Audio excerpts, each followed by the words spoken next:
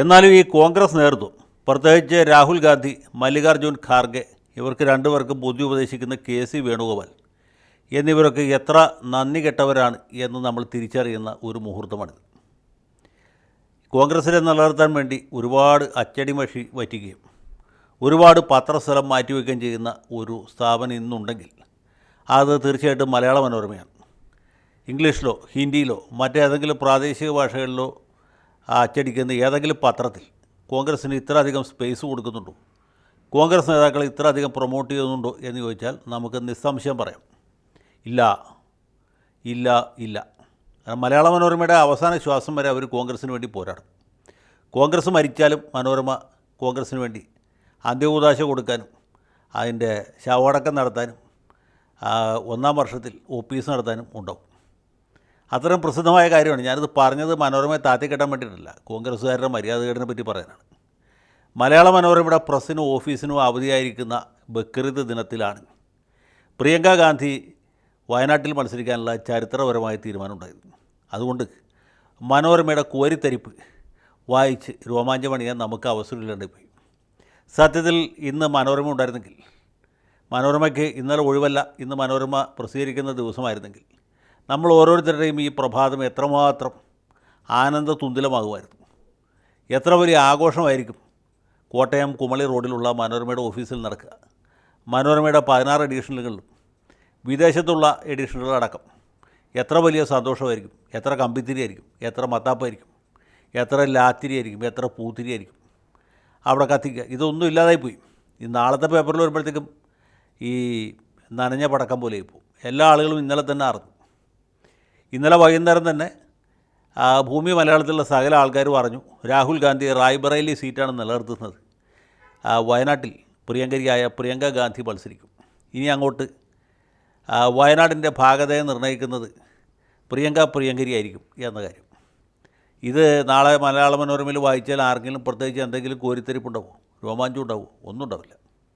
അപ്പോൾ മനോരമ ഇത്രയധികം ബുദ്ധിമുട്ടി ഈ സംഘപരിവാറുകാരുടെ ഭാഗത്തുനിന്നും മാർക്സിസ്റ്റുകാരുടെ ഭാഗത്തുനിന്നൊക്കെ നിരന്തരമായി തെറി കേട്ട് ഇത്രയധികം അച്ചടിമഷി വറ്റിച്ചിട്ടും കോൺഗ്രസ്സുകാർക്ക് യാതൊരു നന്ദി ഉണ്ടായില്ല, യാതൊരു മര്യാദയും ഉണ്ടായില്ല.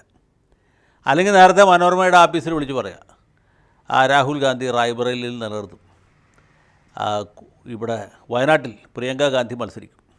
യാതൊരു സൂചനയും കൊടുത്തില്ല. രാഹുൽ റായ്ബറേലിയിലേക്ക് പോയേക്കും എന്ന് മനോരമയ്ക്ക് പറയാൻ നമുക്ക് എല്ലാവർക്കും അറിയാം. പക്ഷേ പ്രിയങ്ക എന്ന് പറഞ്ഞ ഒരു തുറുപ്പ് ചീട്ടിനെ വയനാട്ടിൽ അവതരിപ്പിക്കാൻ പോകുന്നു എന്ന കാര്യം കോൺഗ്രസ് ഹൈക്കമാൻഡ് മനോരമയെ അറിയിച്ചില്ല.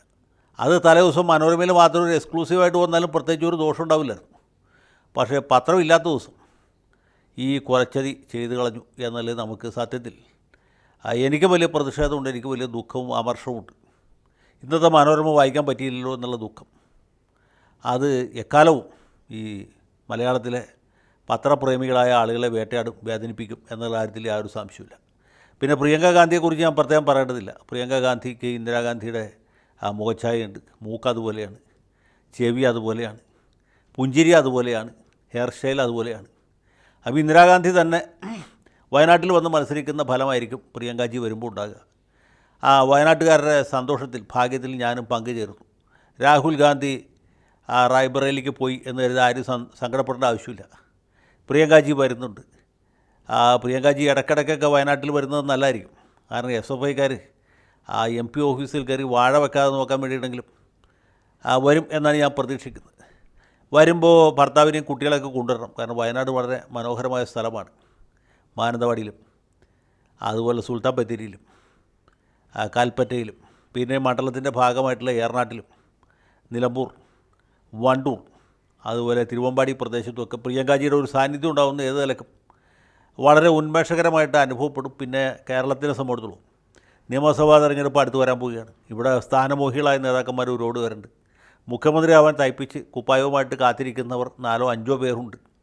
അങ്ങനെ ഒരു സാഹചര്യത്തിൽ മാത്രമല്ല ക്രിസ്ത്യൻ സഭകൾ കോൺഗ്രസിൽ നിന്ന് അകന്നു പോകുന്നു, BJPയോട് അടുക്കുന്നു എന്നൊക്കെയുള്ള പ്രചരണങ്ങളുണ്ട്. ഇങ്ങനെയൊക്കെയുള്ള സാഹചര്യത്തിൽ ഒരു സത്യക്രിസ്ത്യാനിയായിട്ട് ജനിച്ച് സത്യക്രിസ്ത്യാനിയെ തന്നെ കല്യാണം കഴിച്ച പ്രിയങ്കാജി വയനാട്ടിൽ ഉണ്ടാകുന്നത് ഏത് നിലക്കും ഗുണകരമായിരിക്കും. ഏറ്റവും കുറഞ്ഞത് മാനന്തവാടി ബിഷപ്പിനെയും തലശ്ശേരി ആർച്ച് ബിഷപ്പിനെയൊക്കെ കോൺഗ്രസിനോട് ഉറപ്പിച്ചു നിർത്താൻ കുടിയേറ്റ മേഖലകളിൽ തിരുവമ്പാടി പോലെ അല്ലെങ്കിൽ പേരാവൂർ ഇരിക്കൂർ പോലെയുള്ള മണ്ഡലങ്ങളിൽ നമ്മുടെ വോട്ടർമാരെ ഉറപ്പിച്ചു നിർത്താനായിട്ട് അത് ഗുണകരമായിരിക്കും എന്ന കാര്യത്തിൽ ആരും സംശയമില്ല. ഞാനിവിടെ പറയാൻ വന്നത് ഇതൊന്നുമല്ല. പ്രിയങ്കാജിക്കെതിരെ മത്സരിക്കുമെന്ന് CPI സംസ്ഥാന സെക്രട്ടറി ബിനോയ് വിശ്വം പ്രഖ്യാപിച്ചിട്ടുണ്ട്. അല്ലെങ്കിൽ BJP മുതലെടുക്കും എന്നാണ് അദ്ദേഹം പറയുന്നത്. അതിൽ ന്യായമുണ്ട്. പല ആളുകളും തെറ്റിദ്ധരിച്ചിട്ടുള്ളത് ബിനോയ് വിശ്വം പ്രിയങ്കയ്ക്കെതിരായി മത്സരിക്കുന്നതാണ്. ഞാൻ മനസ്സിലാക്കിയത് അങ്ങനെയല്ല. പ്രിയങ്കാ ഗാന്ധിക്കെതിരെ CPI സ്ഥാനാർത്ഥിയെ നിർത്തും എന്ന് തന്നെയാണ്. അതൊക്കെ നല്ല കാര്യം തന്നെയാണ്, യാതൊരു സംശയമില്ല. BJPയും സ്ഥാനാർത്ഥിയെ നിർത്തണം. വലിയൊരു ത്രികോണ മത്സരം വയനാട്ടിൽ ഉണ്ടാകും എന്ന് നമുക്ക് പ്രതീക്ഷിക്കാം. പക്ഷേ ഇതല്ല ഈ അടുത്ത തെരഞ്ഞെടുപ്പിൽ നമ്മൾ 2024 നിൽക്കുന്നത്. 6 മാസത്തിനകത്തായിരിക്കും ഈ തെരഞ്ഞെടുപ്പ് നടക്കുക. 2029 പാർലമെൻറ്റ് തെരഞ്ഞെടുപ്പ് നടക്കുമ്പോൾ രാഹുൽ ഗാന്ധി റായ്ബറേലിയിലും പ്രിയങ്കാ ഗാന്ധി അമേത്തിയിലും മത്സരിക്കും. അപ്പോൾ വയനാട് സീറ്റിലേക്ക് റോബർട്ട് വാദ്രയെ പരിഗണിക്കണം എന്നാണ് എൻ്റെ ഒരു എളിയ അപേക്ഷ. കാരണം അദ്ദേഹത്തിനും ഈ രാജ്യത്തെ സേവിക്കണമെന്ന് അദമ്യമായ ആഗ്രഹമുണ്ട്. പുള്ളി ഇത്തവണ തന്നെ അമേത്തിയിൽ മത്സരിക്കാൻ തയ്യാറായിരുന്നു. പക്ഷേ രാഹുൽ ഗാന്ധിക്ക് ഇദ്ദേഹത്തിൻ്റെ ജനപ്രീതിയെക്കുറിച്ച് അത്ര വലിയ ബോധ്യമില്ലാത്തതുകൊണ്ട് അവിടെ KL ശർമ്മയെ നിർത്തിയിട്ട് ഇവിടേക്ക് പുള്ളി വീണ്ടും പരിഗണിച്ചത്. അതുകൊണ്ടാണ് നമുക്ക് പ്രിയങ്കയെ കിട്ടിയത്. സത്യത്തിൽ അടുത്ത തവണ പ്രിയങ്കാ ഗാന്ധി അമേത്തിയിൽ മത്സരിക്കുകയും ജയിക്കുകയും ചെയ്യുമ്പോൾ ഈ വയനാട് സീറ്റ് രാജ്യത്തെ സേവിക്കാൻ ബദ്ധകച്ഛനായി നിൽക്കുന്ന നമുക്ക് ഏവർക്കും പ്രിയങ്കരനായ വാദ്രാജിക്ക് കൊടുക്കണം. കാരണം അദ്ദേഹത്തിൻ്റെ ഒരു പോരായ്മ സത്യത്തിൽ ഇന്ത്യൻ രാഷ്ട്രീയത്തിലുണ്ട്. പിന്നെ ഇതുകൊണ്ട് വേറൊരു ഗുണം കൂടി ഉണ്ടായിട്ടുണ്ട്. അതെന്താ വെച്ചാൽ ഈ രാഹുൽ ഗാന്ധി വയനാട് ഒഴിയുമ്പോൾ ആ സീറ്റ് ഇവിടെയുള്ള പല ഏഴാങ്കൂലികളും പ്രതീക്ഷിച്ചിരുന്നു. ഈ ഹിന്ദുമതി സ്വയംവരത്തിന് പോയ രാജാക്കന്മാരുടെ പോലെ വരണമാല്യം വീഴാൻ വേണ്ടി കഴുത്ത് നീട്ടിയിരിക്കുകയായിരുന്നു. ഞാനിപ്പോൾ ആരുടെ പേര് പറയുന്നില്ല, കാരണം ശവത്തിൽ കുത്തുന്നത് ശരിയല്ലോ. അങ്ങനെ ഒഴിവ് വരുന്ന ഈ സീറ്റ് ഇവർക്ക് ആർക്കും കിട്ടിയില്ല എന്നുള്ളതുകൊണ്ട് എല്ലാവർക്കും സന്തോഷമായി കാണും എന്ന് ഞാൻ വിചാരിക്കും. എനിക്ക് കിട്ടാതിരിക്കുകയും വേറൊരാൾക്ക് കിട്ടുകയും ചെയ്യുമ്പോഴുള്ള ബുദ്ധിമുട്ട്. പ്രിയങ്കാ ഗാന്ധി മത്സരിക്കുമ്പോൾ ആർക്കും ഒരു ബുദ്ധിമുട്ടില്ല. പ്രിയങ്കാ ഗാന്ധി തന്നെ വയനാട്ടിൽ മത്സരിക്കണമെന്ന് ആദ്യം ആവശ്യപ്പെട്ട ആൾ വേറെ ആരുമല്ല, നമ്മുടെ സുഹൃത്ത് രാജ്മോഹൻ ഉണ്ണിത്താനാണ്. ഉണ്ണിത്താന് പ്രത്യേകിച്ച് സന്തോഷത്തിന് അവകാശമുണ്ട്. കാരണം മുരളീധരൻ എങ്ങാനും വയനാട്ടിൽ മത്സരിക്കുമോ എന്നൊരു സംശയം അത് പറയുന്ന സമയത്ത് ഉണ്ണിത്താനും ഉണ്ട്, എനിക്കുണ്ട്. ഒരു മുഴം മുമ്പേ എറിഞ്ഞ ഉണ്ണിത്താനെ പ്രത്യേകമായിട്ട് അഭിനന്ദിക്കുന്നു. ഉണ്ണിത്താൻ ആഗ്രഹിച്ച പോലെ തന്നെ പ്രിയങ്കാജി വയനാടിനെ ധന്യയാക്കാൻ വേണ്ടി വരികയാണ്. അപ്പോൾ മുരളീധരൻജിക്ക് തൽക്കാലം മത്സരിക്കാൻ സീറ്റില്ല. അല്ലെങ്കിൽ തന്നെ അദ്ദേഹം ഇനി പാർലമെൻറ്റിലേക്ക് മത്സരിക്കാൻ താല്പര്യപ്പെടുന്നില്ല എന്നാണ് പറഞ്ഞത്.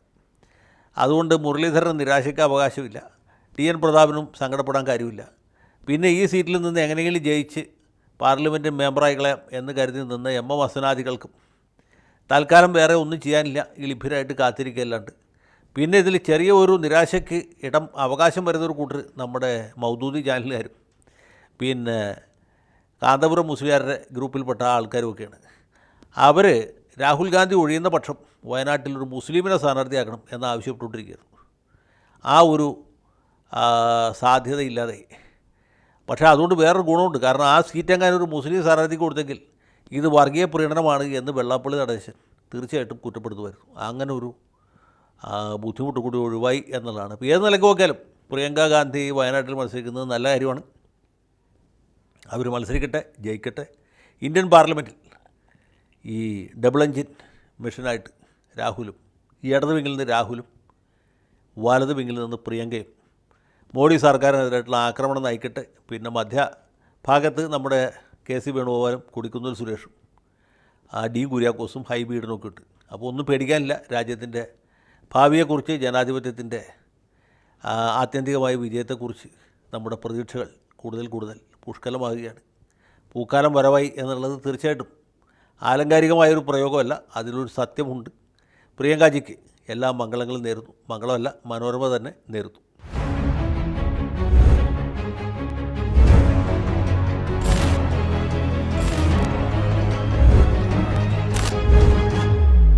കൂടുതൽ വാർത്തകളും വിശേഷങ്ങളും നിങ്ങളിലേക്ക് എത്താൻ ABC മലയാളം സബ്സ്ക്രൈബ് ചെയ്യുക, ബെൽ ബട്ടണും അമർത്തുക.